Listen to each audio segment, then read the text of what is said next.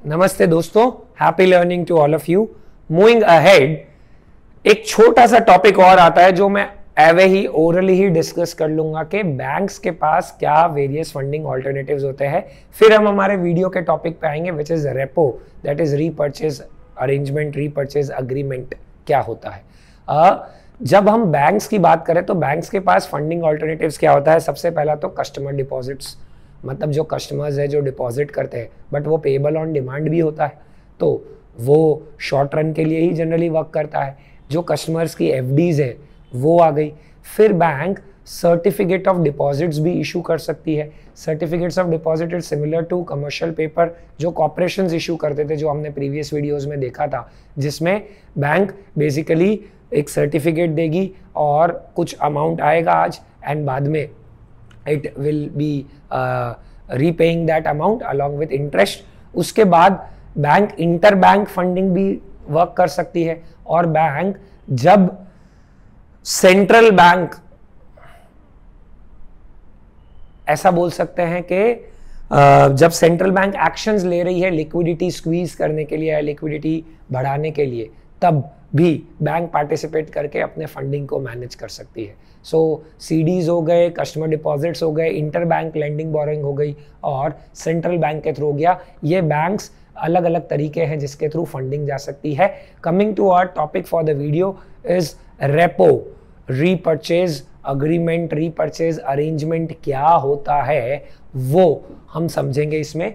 Suppose bank ए ने एक security दी है बैंक बी को, सिक्योरिटी सर्टिफिकेट, ठीक है। बदले में बैंक बी ने बैंक ए को फंड्स दिए हैं और थोड़े टाइम बाद बैंक ए वापस से सिक्योरिटी खरीद लेगा बैंक बी से at a later date but at a higher amount.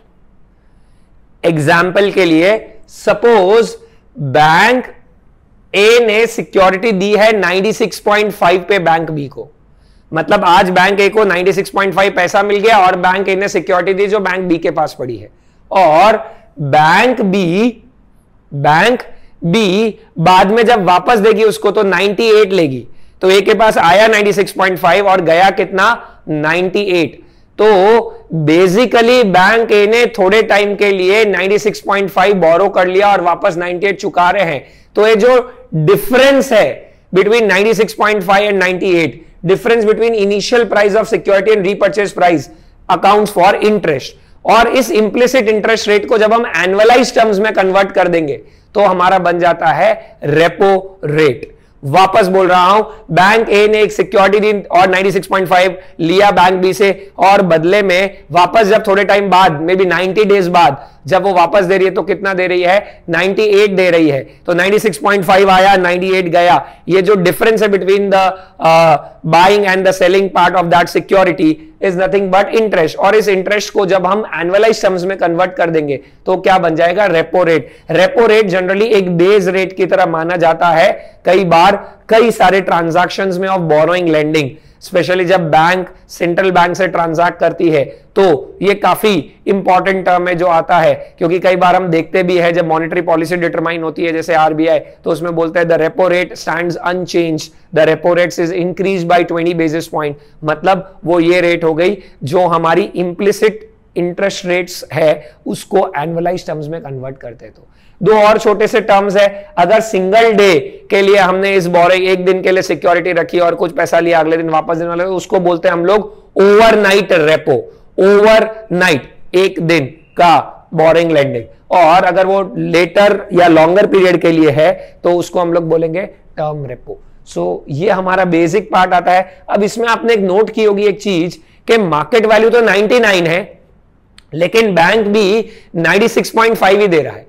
कल को अगर सिक्योरिटी की वैल्यू थोड़ी कम भी हो जाती है, लगभग 2.5% जैसा कम भी हो जाता है, जनरली जो फिक्स्ड इनकम सिक्योरिटीज होती है उनमें बहुत ज्यादा इक्विटीज की तरह वॉलेटिलिटी नहीं रहती है, लेस वॉलेटाइल होते हैं वो, क्योंकि इंटरेस्ट फिक्स रहता है या इंटरेस्ट बेस्ड रहती है इसलिए। तो 99 पे 96.5 ही लेंड किया, बैंक ने जो सिक्योरिटी दी उसकी वैल्यू थी 99, लेकिन बैंक बी ने लेंड कितना किया 96.5। ये जो कम लेंड किया वो इसलिए ताकि वो सेफ रहे, बैंक बी कल को सिक्योरिटी की वैल्यू गिर भी जाए और बैंक रीपे नहीं कर पाता है अपना पैसा तो बैंक भी उसको कहीं बाहर बेच के रिकवर कर सकती है। इसीलिए तो इसको हम लोग क्या बोलते हैं, that is termed as haircut और रेपो मार्जिन। ये कैसे निकाला हमने, 96.5 जो लेंड किया डिवाइडेड बाय 99 जो मार्केट वैल्यू था, -1 करके करेंगे तो नेगेटिव में एक टर्म आएगा। ठीक है, हम कैलकुलेट कर लेते हैं उसको, that will be 96.5 divided by 99, ठीक है 0.02525, तो 2.525 जैसा क्या हो गया, मार्जिन रह गया। अगर 2.5% से वैल्यू गिरती है सिक्योरिटी की, that's fine, 2.525।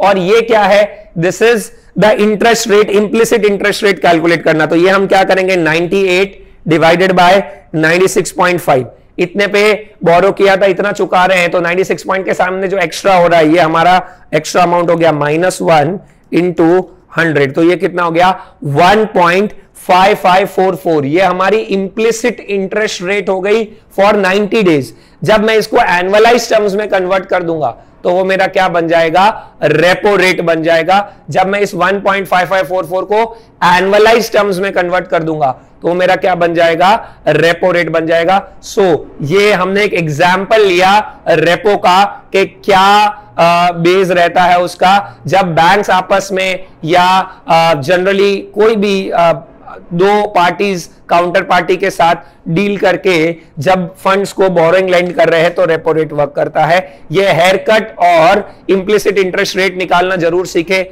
You must try on your own also. Normally question में 20 इयर्स बॉन्ड वो सब दे रखा होगा, दैट इज नॉट रेलेवेंट, क्योंकि तो सिक्योरिटी की मैच्योरिटी वैल्यू है, उसका रेपो से कनेक्शन नहीं है, वो तो एज अ कोलैटरल रख रहे हैं हम लोग, इसलिए वो पार्ट है, तो उससे कंफ्यूज ना होइएगा आप, वो ऐसा रहेगा। कुछ और चीजें ध्यान में रखनी है, जितना लंबा टर्म रहेगा रेपो उतना ज्यादा रहता है क्योंकि अनसर्टेनिटी ज्यादा रहेगी। जितना क्रेडिट क्वालिटी बेटर रहेगा सिक्योरिटी का, कोलैटरल का, रेपो उतना कम रहेगा, क्योंकि अगर क्रेडिट क्वालिटी बेटर है तो वैल्यू गिरने जैसा है ही नहीं, तो श्योरिटी ज्यादा है, कल को बैंक नहीं भी पे कर पाता तो बैंक भी उसको रिकवर तो कैसे भी कर ही लेगी, तो रेपो कम रहेगा। अगर कोलैटरल साथ में डिलीवर कर देते हैं तो रेपो कम रहेगा। और ऑल्टरनेटिव फंड्स अगर एक्सपेंसिव होते हैं, दूसरे भी एक्सपेंसिव है, बाजार में रेट ही ज्यादा चल रहा है, तो रेपो भी जनरली महंगा होता है। और यही चीज जब हम लोग डीलर के पर्सपेक्टिव से, लेंडर के पर्सपेक्टिव से देखे, बैंक बी के पर्सपेक्टिव से देखे, तो वो क्या बन जाएगा, रिवर्स रेपो। रेपो में क्या हो रहा है, जब हम बोरो कर रहे हैं, ठीक है, बैंक ए के पर्सपेक्टिव से, तो वो हो गया रिवर्स रेपो, मतलब ओपोजिट पार्टी की तरफ से हो गया, तो दिस इज रिवर्स रेपो। खाली टर्म ध्यान में रखने के लिए मैं आपको बता रहा हूं कि ये बेस है, this is about repo rates, जो आपको ध्यान में रखना है, जो हमारी इंप्लिसिट रेट्स रहती है कई बार बोरोइंग लेंडिंग ऑफ सिक्योरिटीज में, जिसको जब हम एनुअलाइज टर्म्स में कन्वर्ट करते हैं तो that is a prevalent rate. कई बार उसको बहुत सारे जो सेंट्रल बैंक से उसको यूज करते हैं, क्योंकि वो एक बेस रेट या रेफरेंस रेट की तरह भी कई जगह काम में आता है। That's it for chapter 2। इसमें मैंने एक टॉपिक सिर्फ आपको ओरल ही बताई हूं, because that is way too simple, the funding alternatives with banks, ठीक है। तो उसमें आई थिंक आप एक बार गो थ्रू करेंगे तो आपका इजीली हो जाएगा। यहां पे हमारी फिक्स इनकम की थियरी खत्म होती है। जब हम चैप्टर 3 में जाएंगे तो हम उसमें अब सम्स के साथ आगे बढ़ेंगे। Thank you very much.